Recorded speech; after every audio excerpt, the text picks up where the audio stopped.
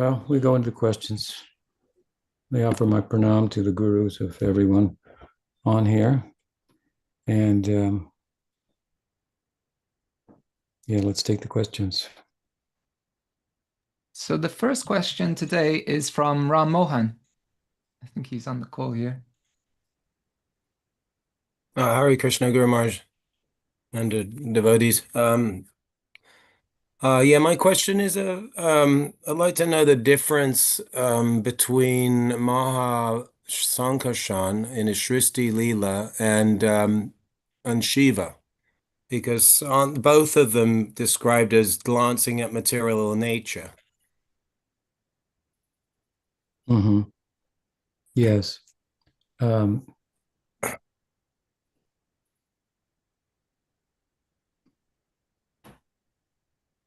Similarly, Advaita Acharya is identified with Maha-Sankarshana and with Shiva. Shiva Branichnutam Sharanyam. Bhagavatam says that Chaitanya Mahaprabhu appeared with Shiva and Brahma. The references, as Vishwanath Chakravarti Thakur has commented, to Advaita Acharya and Haridas Thakur. It's verse from the Bhagavatam from the 11th canto, where the different Yuga avatars are mentioned. When it comes to the Kali Yuga, there's a famous verse that describes the Kali Yuga avatars: Krishna Marnam Pisa Krishnam Sango Pangastra Parshanam Yagyai Sankirtana Prayer Yajanti Hi Sumedasa. So Sango Pangastra, that he comes with his weapons, associates, avatars, and in the subsequent to this, there are two verses that further glorify that Yuga avatar, who are Acharyas. Jiva Goswami in particular has identified in these verses to be Chaitanya Mahaprabhu. And as I say, Vishwanath elaborates on this Shiva Nichnutam Sharanyam, that even Brahma and Shiva took shelter of him, by way of saying that Advaita Acharya and Brahma, Haridas, have appeared in the Leela. So Advaita Acharya is Mahavishnu. Mahavishnu is the avatar of Maha-Sankarshana. Maha-Sankarshana is the Vaikuntha expansion of Baladev, who expands as Mool Sankarshan for pastimes in Goloka, outside of Vrindavan and Mathura and Dwarka, as Krishna's brother in Mathura and Dwarka. And then in Vaikuntha, he expands as Maha-Sankarshan. And as Maha-Sankarshan then is the first avatar in the form of Mahavishnu. So the confusion is, what's the difference between Shiva and Maha-Sankarshan? There's no difference. But that said, there are different forms of Shiva, different types of particular manifestations of Shiva. So it's a relatively complex tattva. There's the Rudras, for example, are manifestations of Shiva. So this refers to Maha-Sankarshan, refers to my kind of primordial sense of Shiva, of which there are other derived manifestations. I believe that's how we could best characterize it, the difference. Thank you. Thank you for the question. What else? The next question's from Gauravani in North Carolina, and he says, Dandavat pranams Guru Maharaj. In the Bhagavad Gita, verses 8.5 through 8.7, Krishna explains to Arjuna that whatever a person is remembering at the time of death will determine the next birth. Krishna emphasizes, by remembering him alone, a person will attain him. And in your commentary, you state that even remembering the Lord imperfectly will give the same result. My wife, Dana, was recently in a heart situation where she thought she was going to die. She noted afterwards that she did not pray at all during the event. What advice would you give her regarding how she might learn from such an event? Please note that the form of the Lord she is currently attracted to is Sri Narasimhadev. Finally, have you ever been in a similar circumstance and would be willing to share your experience for our benefit? Can you read what the circumstance is again? So she was recently in a heart situation, Dana, and she thought she was going to die, and she noted that she didn't pray at all during the event.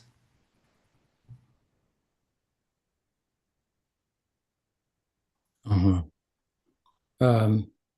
Well, I've never had a situation where I thought I was going to die, or have never been in a situation or circumstance where I was in my devotional life since I was like unconscious of the fact that I'm a servant of Krishna, I'm dependent upon him, and so forth. That said, I think those circumstances for those who have, despite leading a religious and a spiritual life, maybe those circumstances may be such that they do cause a kind of, not, I wouldn't say like a forgetfulness, but a lack of remembrance, perhaps. Maybe that would be in any kind of conscious sense. Mm-hmm. So she noticed that she remembered that she wasn't praying in that. So it wasn't consciously aware. The circumstance itself was, let's say, overwhelming, that she couldn't step back, or she was not stepped back, witnessing, if you will, the experience, but taken up by it. It consumed her consciousness, right? I think that's what you're describing. And so she didn't remember Krishna, and she would have died. What does that mean? I don't think here that, that what Krishna is speaking about in the Gita refers to a simple memory, but a state of consciousness, a state of spiritual development, if you will. The measure of that extent that one is spiritually developed, or not, if you will, at the time of death, will determine the next birth, right? So I would look at it along those lines.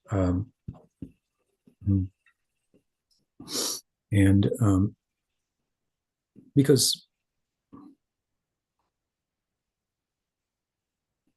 it's a, I want to say it's a cumulative affair. So the state of one's consciousness at the time of death determines the next birth. That you can underscore that, and that may not be then necessarily dependent upon or entirely correspond with just a memory, just a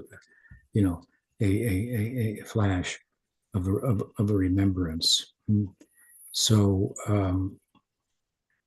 for you have a religious person, I know your wife very well, or Bunny's wife very well. He's a very nice, spiritually dedicated person, and her whole life is centered around devotion and so forth. So that should translate out into a spiritual, progressive birth in at least in the next life. So that's the way I look at those statements of the Gita. Let's say, for example, conversely, someone is has not led a devotional life or a spiritual life, but they remember Krishna in a moment.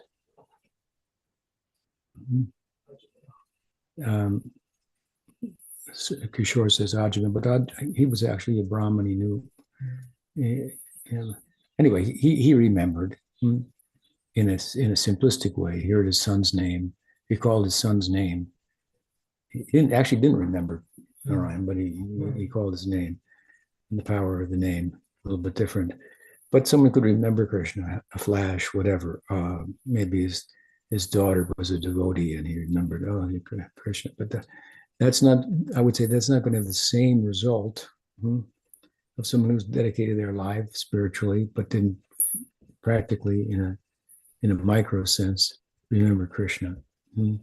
So it's a cumulative state of consciousness, if you will, that determines the next birth. And typically, how we live our life and will be what we're focused on at the time of death. And again, as I say, time of death may be pretty extraordinary. You could, in a very surprise, it's one way to die naturally and so forth. And be aware of your circumstances. Another thing, you have some fall on your head or something. So I could tumble down the stairs and be knocked out before I could remember, if you will, and die in a comatose, non-remembering state. But I'm confident that my future will depend not on that inability, that extraordinary moment to remember in a microcosmic way, but rather on cumulative status of my consciousness with regard to its preoccupation with spiritual life and the Christian in particular. So, remembrance is a big word. We use it, smaranam, yam yam vyapi smaram bhavam. That's the same word used in the verse that particular verse that you're referring to. So smaranam has thought of as different stages, but it's thought of as a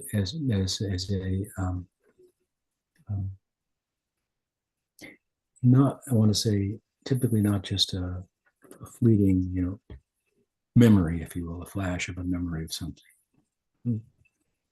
Smaranam is thought to be a development that arises, for example, out of kirtan, that requires some measure of purity of heart. Then again, of course, simply remembering Krishna's leelas and so forth in the book is a beginning in a concerted way to try to, is a beginning stage of smaranam.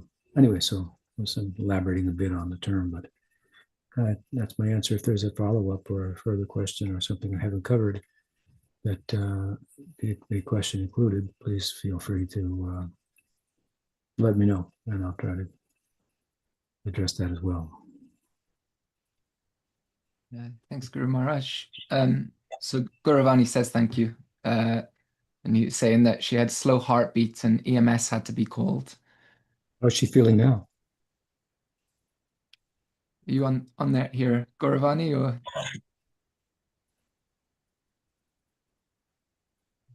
maybe he's unable to speak on through the mic? But he says much better in the chat. Much better.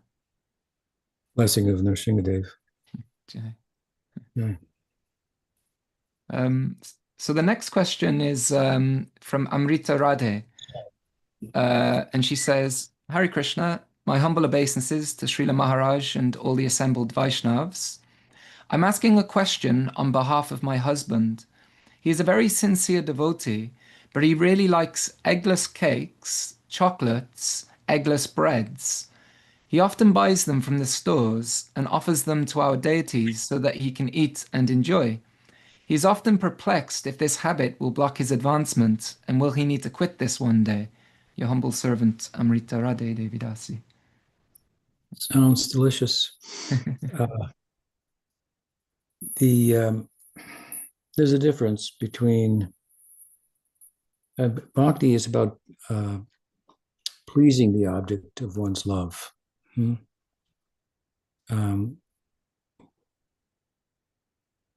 That's different than kama, which is simply pleasing one's senses. So Krishna says in the Gita that patram pushpam phalam thoyam yo me bhakti prayachati, offer me a fruit, flower, leaf with bhakti and I'll accept it. So he's accepting the bhakti. The idea of the verse is that the what's being offered, what's being described as offering are insignificant things. You cannot, everybody has to have water. You can't live without water. So if you offer him water with devotion, he'll drink that. So having said that, in the Gita, in the same 9th chapter, in the same chapter, he gives another standard. He says, I chant the verse every day when I take a shower, etc., which is in and of itself devotion. What is the verse? He says, Yat karoshi, ratnashi, yat johosi dirasi, yat tapasyasi kunteya, tat karushva manarpanam. Another standard, if you will, and it has to almost be included in anyone's devotional life, because there are things that we do, bodily activities and so forth, they're not being done in a way indirectly for the pleasure of Krishna, but they're just to be done. We can say they're being done because this is my sadhaka deha, belongs to Krishna, I need to take care of it. It's a consciousness and so forth. But yam yam vyapi smaranam bhavam, Krishna says, whatever you do anyway, whatever you offer, whatever you eat, whatever it is, do it as an offering unto me, and I'll accept it. So this is a lesser form, if you will, of bhakti. We could call it like arupsita bhakti, something like that.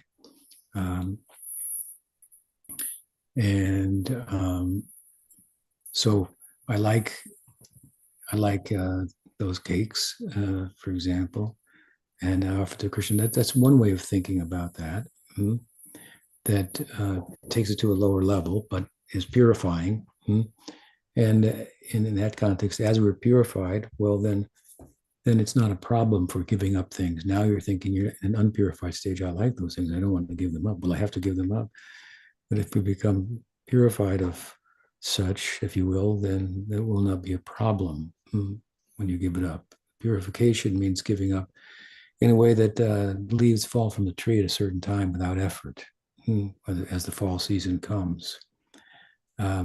Renunciation, that is to say, is not an anga of bhakti, it's a product of bhakti. It's a result of bhakti. Gyanayatu ashu vairagyam gyanam chayada hoitukam vasudeva bhagavati bhakti yoga prayojita. Gyan and its corollary, detachment, arise out of bhakti. They're not a means for attaining bhakti or Bhagavan in and of themselves. That said, there's a third possibility. So I've given like a higher, pure devotion. I'm offering only for the pleasure of Krishna. The others, I like it, so I'm going to offer it. And then there's an in-between. In-between is, I like it. I think it's really good. And I want to offer what I think is best to Krishna for his pleasure. And that enables me to offer it with the most devotion. I feel this is the best, and therefore I'm going to offer it to Krishna for his pleasure. So I think that's probably the way to navigate the course and go in between, if you will. And because you like it, then rather than taking it yourself, it's so nice, you're going to offer it to Krishna. And that's in Leela, that's what Krishna's friends will do when they're picnicking, right? If they taste something and they think it's the best, they'll take it off their tongue and give it to Krishna. This is the best. I should offer it to Krishna. Krishna will take it and hand it back or offer it to a friend and go around a circle like this. So I think you should take that third option and think that I'm an instrument of Krishna. I'm a servant. In my present condition, I like these things, and they taste very good. Why wouldn't Krishna like them?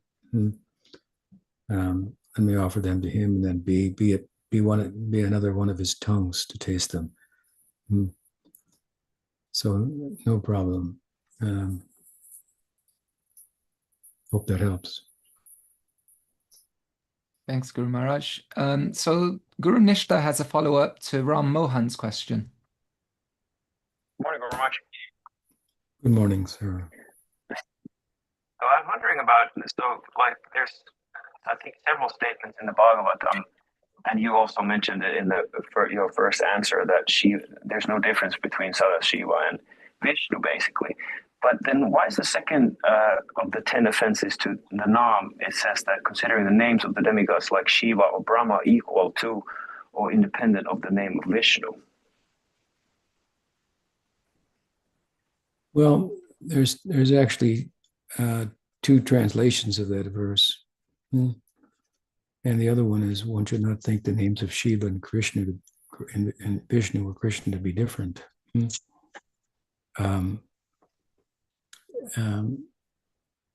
And if you want to look at it the first way, the offense is, one should not think that Shiva is an independent of Vishnu, an independent God from Vishnu. So I think that's the way to understand that. So there's a distinguishing there between Shiva and demigods. Shiva is different from the demigods, if you will, right? He is they are some type of partial representation, material statuses. Shiva has a spiritual status, and he's a transformation. Example is given of yogurt and milk, Vishnu being the milk and Shiva being the yogurt. So if you leave raw milk out, it will turn into yogurt, right? So that's my answer. Does that help? Yeah, my internet jammed up, so I'll have to re-listen to it on the video or that recording. But thank you. Yeah. No, I mean, I'll say it again. We shouldn't think of Vishnu as independent of the name of Shiva. Shiva, I should say, is independent, or Shiva as a god, independent of Vishnu. That's what's being said when it says different or the same. Anyway, as I said, let's listen to the recording. There are two translations of the verse. Either one can be harmonized. What else? So there's also a follow-up to Dana's question and your answer from Madan Gopal. And he's saying, I was wondering, Guru Maharaj, if you could comment on the explanation of different types of remembrance from Circle of Friends and Bhakti Sandarbha. So he gives the list: 1, smaranam, thinking of Krishna in any manner and to any extent; 2, dharana, withdrawing the mind, pratyahara, and concentrating it, dharana, on Krishna in general; 3, dhyan, specifically meditating on Krishna's name, form, attributes, and leelas; 4, dhruvanusmriti, constantly remembering Krishna without interruption; and 5, samadhi, being completely immersed in meditative trance. So, so please. It seems self-explanatory.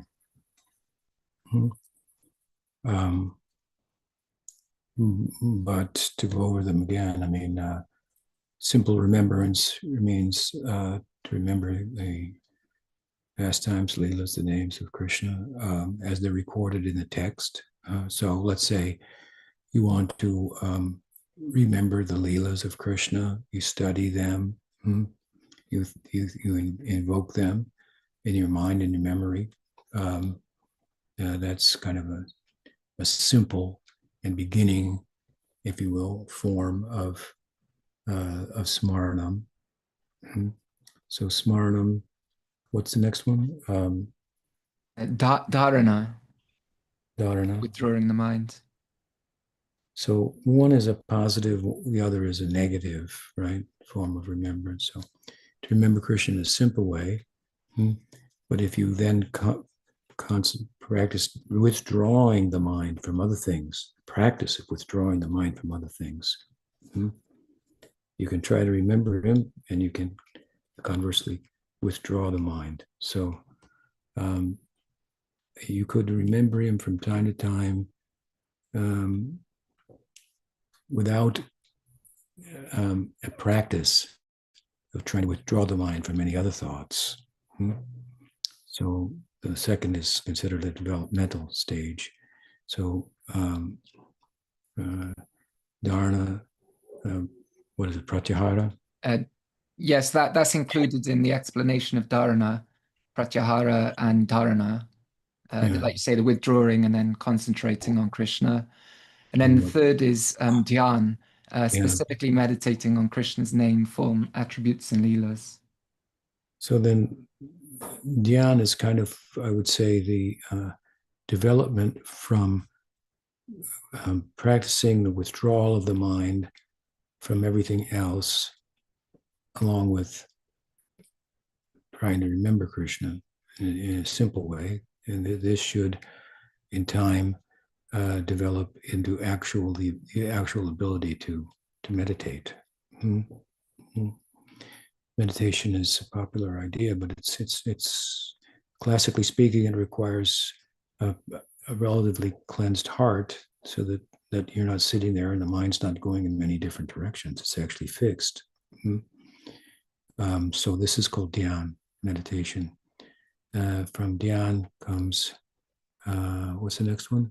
Dhruvanusmriti, constantly remembering without interruption. Yeah. So it's one thing to sit and meditate and then be interrupted by your status, by your actual standing in relation to karma and so forth, which causes you, in less developed status to have to get up. It's a constant meditation, and then that turns into trance, samadhi, Dhruvanusmriti, and samadhi. So that's a few words on that. And he just comments that the Gita verse smaranam seems to indicate, like you said, a general type of remembrance, but any of these types of remembrance would be developed and thickened through practice, and smaranam is not just indicating a fleeting memory. Yeah, it's sort of to support that, yeah. So the next question is from Braj Sundari, and she says, I recently heard a story that when Gaudiya Math was falling apart, one devotee came to Bhakti Saranga Maharaj to warn him about the two of his godbrothers, who according to that devotee were cheating Maharaj.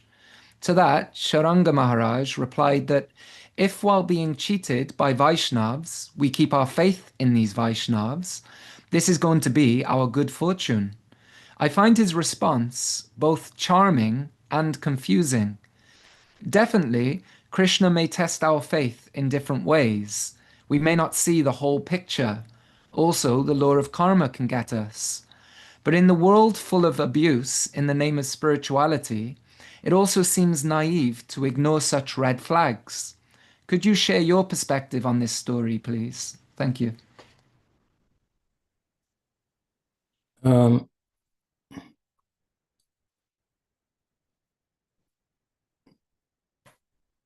I think that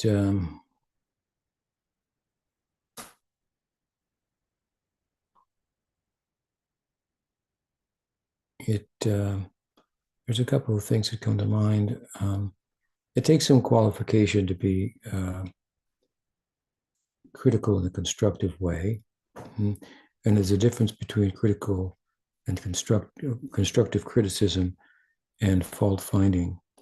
And it may be such that an old, more senior devotee advises a less advanced devotee along these lines in relation to something like this happening, that he might be cautioned to be respectful to devotees, to underscore devotion in a person's life over lapses from devotion or lack of devotion, because the former is much more substantial in terms of determining who they are. After all, Krishna says, "Apiched sudaracharo bhajate mamananya bhak." He gets very emotional about that. Even if my devotee has a fault, then you shouldn't think of it along those lines. Of course, that's a big verse with a lot of interpretation. It comes after it and so forth. But I think that there's something to be said positive about that kind of advice, depending on the circumstances, who's being advised, who was giving the advice, what exactly the devotees were doing. What were they doing? They said Keeping, they didn't give the details, just that these devotees were cheating Maharaj. They warned him of two godbrothers who, I they were guess, keeping some, it's what typically is they were collecting money on behalf of Maharaj and keeping some for themselves. So it's not a major well, Maharaj may have known about it. The Maharaj may have known about it. Another example is there Bhakti Siddhanta Saraswati Thakur and Kunja Bihari Das, who later became Tirtha Maharaj. He was a householder. It's Kunja Bihari Maharaj. He was the manager of Gaudiya Math, managed all the math and so forth. And sannyasis were collecting money and giving it to him as the manager, and he was supposed to spend it on the math, but they found he was sending some home to his family. And so one of them, I believe they elected Bhakti Maharaj to approach Bhakti Siddhanta about it. And so he said, your business is to collect money. That's all. And then he said, I will throw money in the Ganges if necessary to spread Krishna consciousness. So Bhakti Siddhanta indicated that he knew, or it was not much of a concern to him, that Kunja Bihari Das was sending some money home. Yes, it was a blemish and so forth, but if he kept him in the place that he was in and all the service that he was doing, then that took precedence over the fact that some of the money was going for something other than devotional service for the mission. That's the way he looked at it. So you have to look at the circumstances that such a advice is given, but it's not a kind of advice that just can be given carte blanche to every circumstance. And so any devotee you see doing anything, and especially doing things that might harm other devotees, psychologically and do something that becomes an impediment for them to go forward in progress and so forth in spiritual life. So certain things have to be called out. They have to be called out by a qualified person, but we may not feel ourselves to be such, but we should have confidence and be able to report such a incident to persons whom we have confidence in, and hopefully they, if we're right about that, then they'll deal with it appropriately. So I'm going to say it's not a one size fits all, but it's not certainly an example that can be used to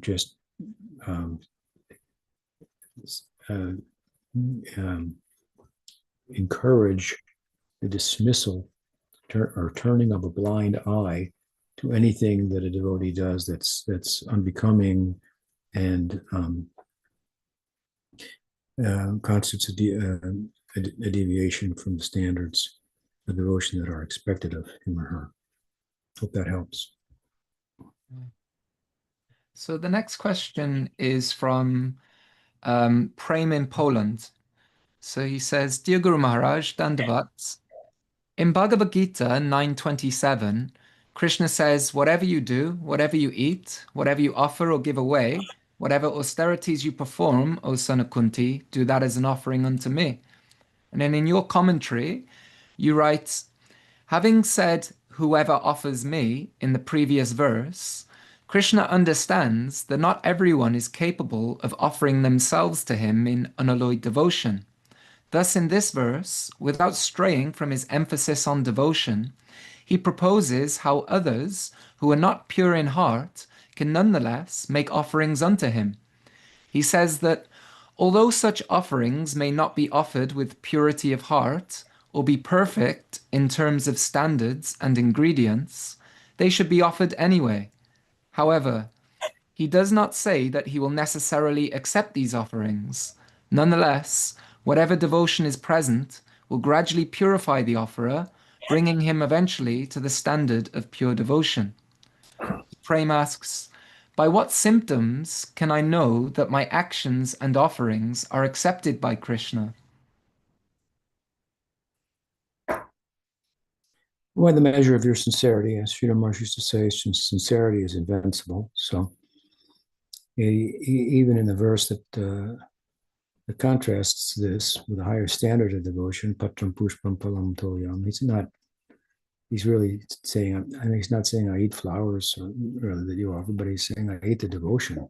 I'm living on the devotion. When we take, the devotees, they don't eat, they honor the mercy of Krishna. They live on the mercy of Krishna, which is his remnants. So we don't consider it food anymore. So it's how we know that Krishna accepts, because if we offer sincerely, that will never be done in vain. Arjuna asked the question that, what if I am unsuccessful in the path of bhakti? And Krishna more or less says, don't worry, you can't be unsuccessful in the path of bhakti.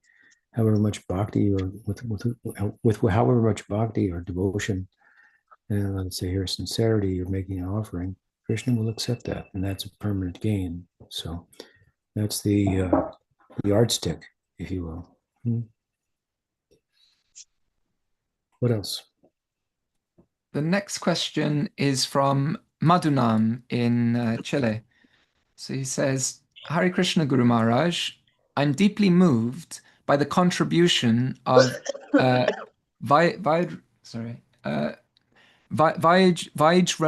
Maharaj as the first historical devotional guardian of the memories of Braj, and how he appears as a bridge between the living witnesses of the Leela, such as the elders of Raj, the rishis, and the gopas, and future generations.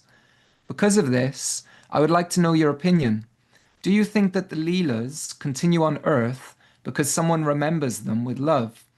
I personally consider that you are that bridge for me. Thank you very much. Go Haribol. Not clear on the question. Can you say it again? Sure. So I'm not familiar with this personality, but he mentions he's moved by the contribution of Vaishranava Maharaj. Vaishranava Maharaj.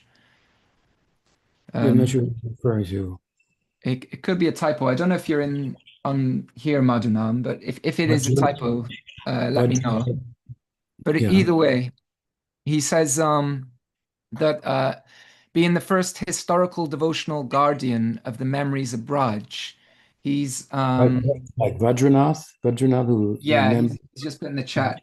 Oh no, someone's put in the chat. Vajranabha Maharaj, who was asked to how much Krishna was present in the first manifestation of Madan Mohan, and he said, "Oh, up to the waist," and then Govindaji, "Oh, up to the neck," and Gopinath, "Oh, the head too." Is this what you're talking about? I think that's what you're talking about, right? So Rigu's put the great grandson of Krishna who established the deities. Yeah.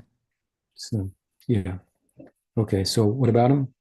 So him being the first historical devotional guardian of the memories of Braj, he appears as a bridge between the living witnesses of the Leela, such as the elders of Braj, the rishis and gopas, and the future generations. So do you think that the Leelas continue on earth because someone remembers them with love?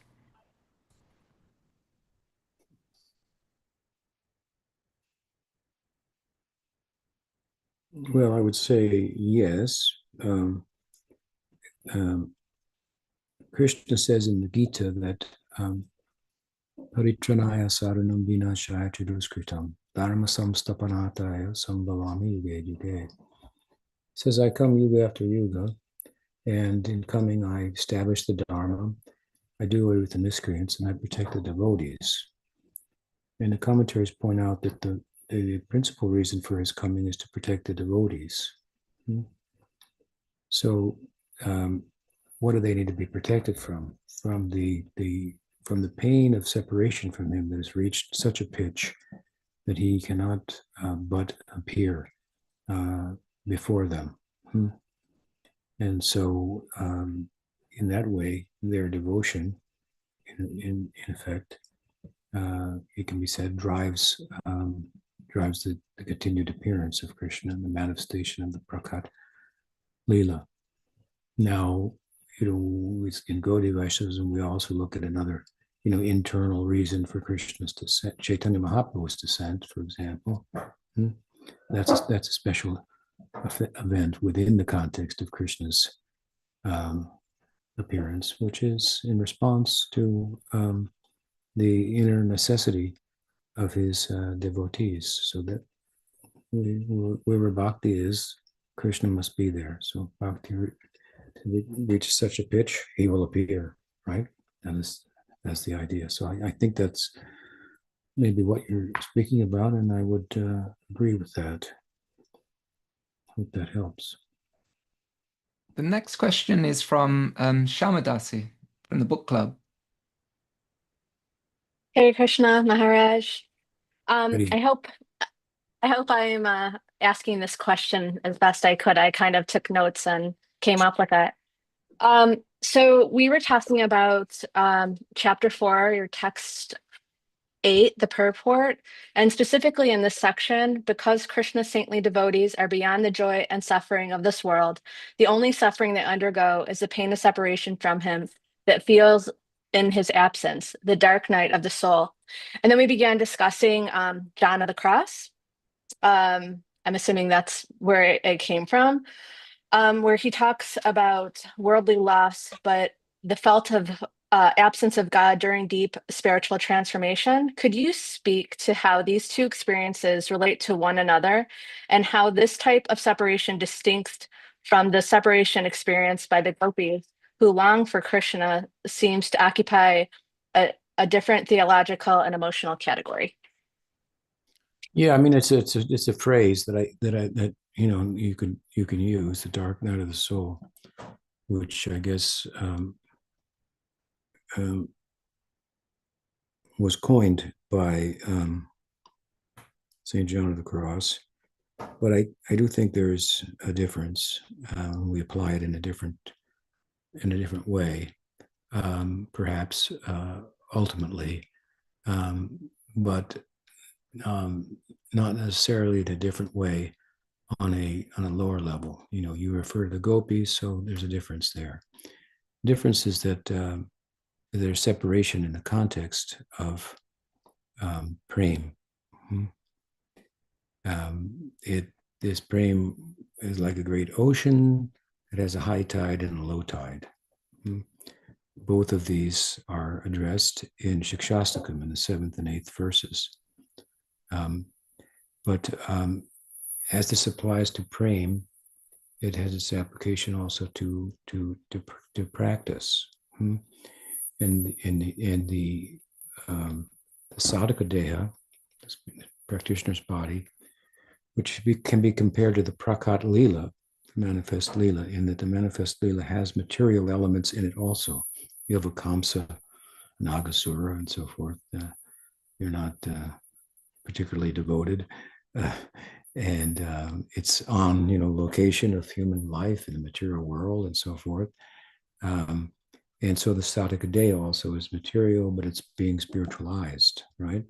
Senses are in touch with sense objects for their own interest, and they can be converted and spiritualized by bringing them in touch with sense objects for the pleasure of Krishna's senses. In fact, that's a definition of bhakti. Rishikena rishikesha sevanam bhakti ruchate.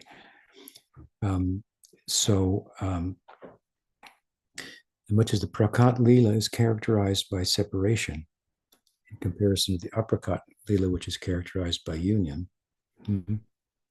Krishna is not disappearing for so many years from Braj in Goloka, like he is in the prakat lila. So as similarly as the prakat lila is characterized by separation, the sadhaka deha also, a sadhaka through which the devotee engages in the practice of bhakti, moves from separation to union.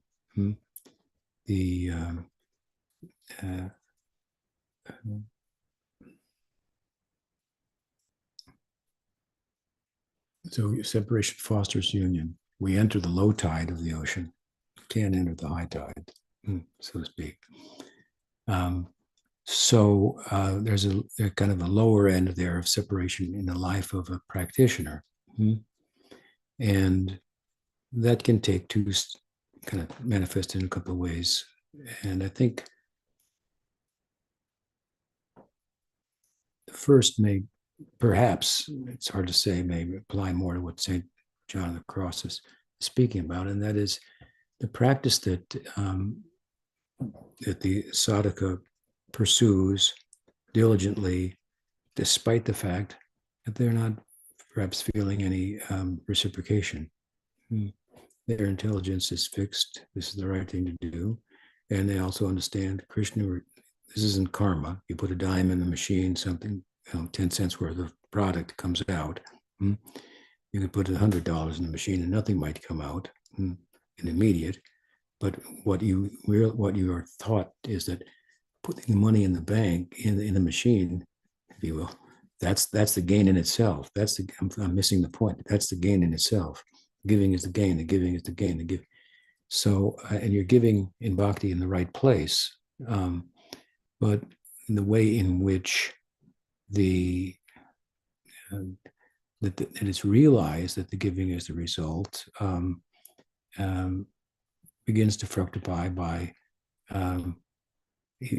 gradual inability to be enthused about material life, despite the fact that you have not attained a consistent taste for spiritual life. So that would be so there might be sincere and intense, practice on your part, but a lack of tangible spiritual reciprocation. Whereas if you look more broadly at the picture, you could see, this is the reciprocation is coming in this way. I'm losing my attraction for material life. And so then you go higher, of course, and then one can actually start to feel separation from the personality of God and himself, the object of one's love, and in a tangible sense. And that's very blissful. The former may not be very blissful. It may be truly a dark night, if you will, for the soul.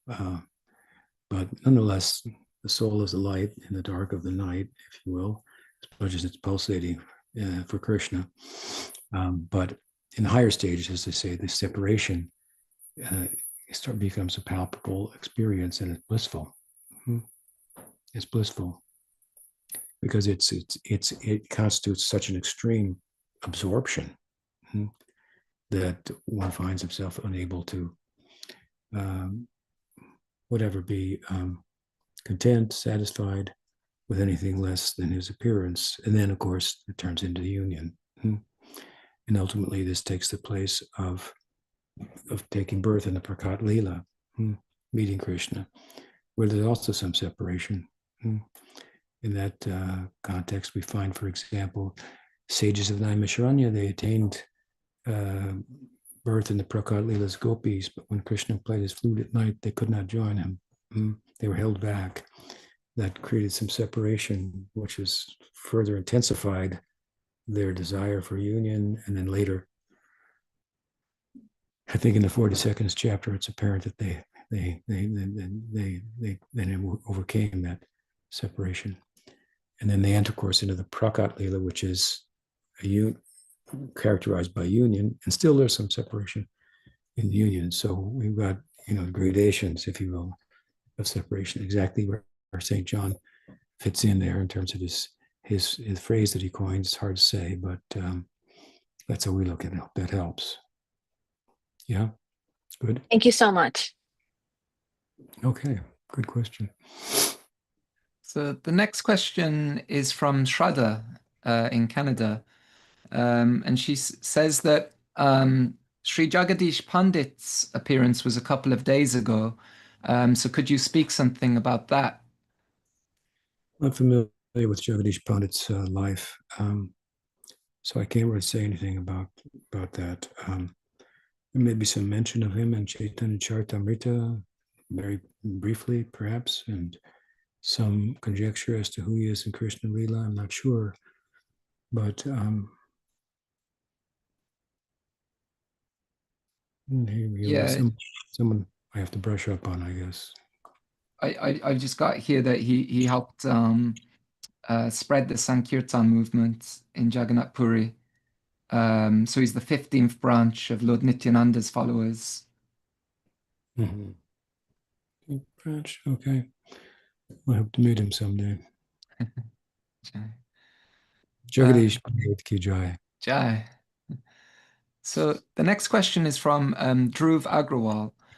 And he says, Hare Krishna, Dandavat Pranam Guru Maharaj. In our parivar, we maintain a rigid exclusionary stance towards sects like the bowels, while affirming traditions that are theologically more distant, for example, the Abrahamic religions. So how can we understand the apparent sincerity and subjective experiences of the practitioners of these Sahaja traditions without compromising our commitment to the standards of our parivar? Well, I think that it's the criticisms of the bowels, if you will, on the part of the quote-unquote Orthodox Gaudiya schools would be that they are a misrepresentation of Chaitanya Mahaprabhu's teaching. Now, whereas we would look at Chaitanya Mahaprabhu's teaching as bona fide, we might look at Abrahamic religions as also bona fide. But that doesn't mean we don't acknowledge deviations from that, misrepresentations of that are prominent. You know, what are the teachings of Jesus, for example, and what is, you know, there are many forms of Christianity and so forth. So which one is, you know, more orthodox, if any, you know. So that would be, if I'm understanding your question correctly, it would be a consideration in the embrace of Abrahamic religions by saying, well, there are other religious traditions also. It's one thing. And then there are the bowl. We reject them. We're rejecting them on the basis of that we don't think they represent Chaitanya Mahaprabhu's teaching accurately, although they claim to. Now, that doesn't speak about what their prospect is by their particular practice in terms of attainment. But I think it depends how much they distort, whomever distorts in whatever way, the teaching of Chaitanya Mahaprabhu. So there may be some benefit, but again, I mean, there's very gross misrepresentations of the teachings of Jesus that I don't think give anybody any spiritual benefit. In fact, quite to the contrary. And so the case may be also with regard to people who claim to be followers of Chaitanya Mahaprabhu and greatly misrepresent him. I don't know if I'm answering your question, but I think I am. If not, let me know. So we'll see if he writes back about that. But Krishna Kanaya, oh, he's just written, yeah, thank you. Yes, Guru Maharaj.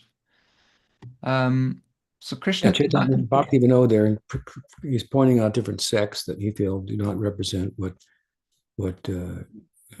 Chaitanya Mahaprabhu's teaching is about, and he wants to distinguish them from the actual current, and so that's an important thing to do.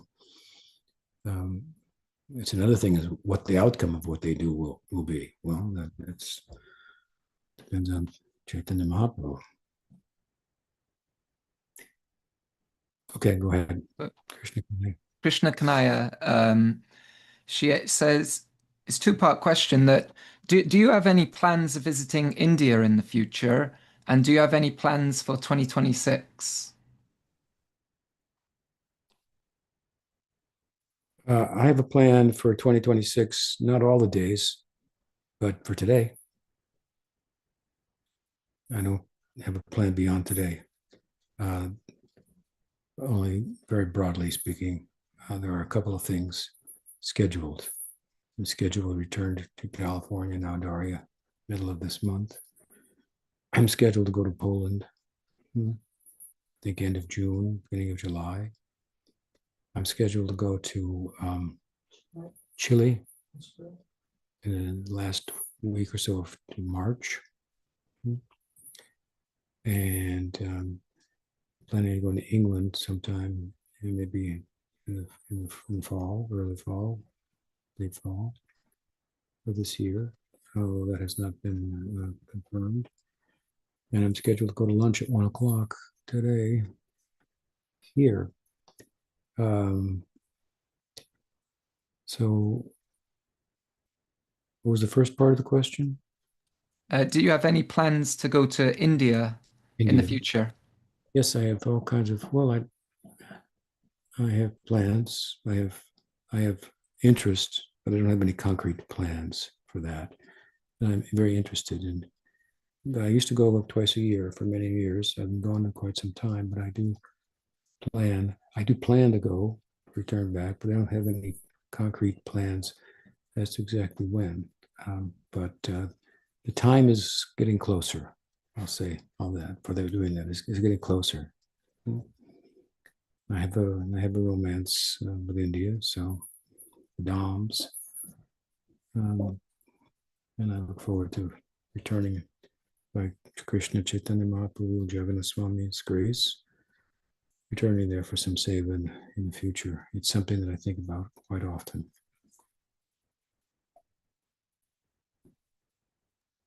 Have you got time for one more question, Guru Maharaj? Yeah. So Madhav Mehta, he says, Dandavat Pranam Guru Maharaj. It is stated in the Joyous Self that real gurus have no disciples, though many see themselves as such, and gurus honor their vision, inspired as it is by the Godhead. I'm struggling with understanding this statement. Could you please explain this further?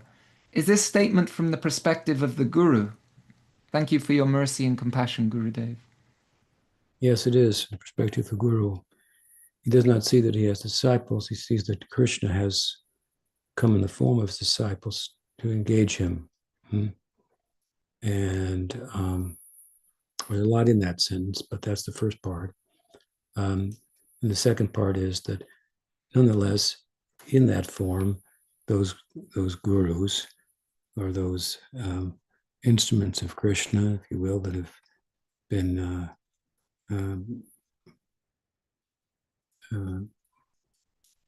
come to engage the guru, they nonetheless see the opposite way, as if the guru is the teacher, and so he has to honor that as well.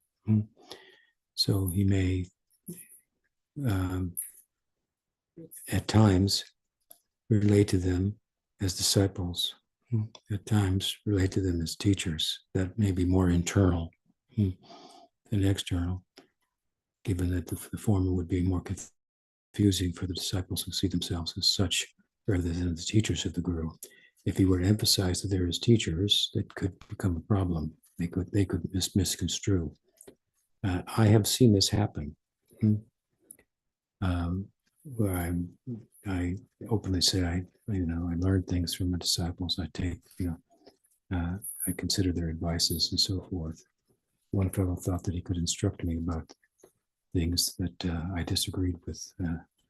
So it's an example of misunderstanding that point considerably.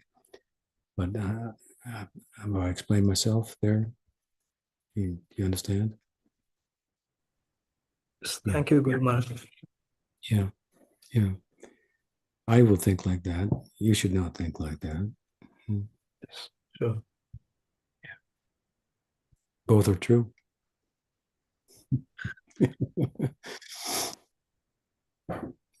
All right, so we're out of time now. Well, it was a nice Sunday morning, evening, afternoon, and I hope to be together with you next week also. Another plan of mine. Okay.